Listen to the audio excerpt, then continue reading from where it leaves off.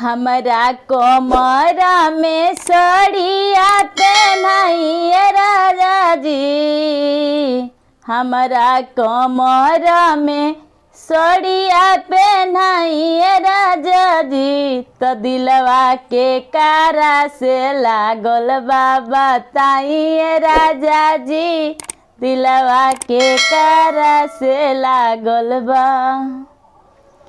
तो तोहरा कमर में सड़िया पहनाई बेधनिया। तोहरा कमर में सड़िया पहनाई बेधनिया। तो दिलवा तोहरे से लागल बा बताई बेधनिया। दिलवा तोहरे से लागल बा।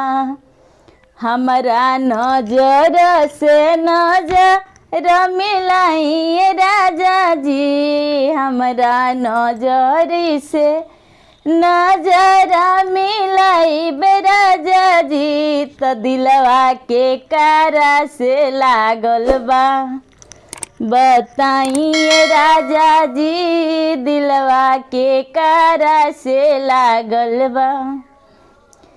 तो तोहरा नजर से नजर मिलाई बेधनिया। तो दिलवा तोहरे से लागल बा बताई बेधनिया। दिलवा तोहरे से लागल बा बताई बेधनिया।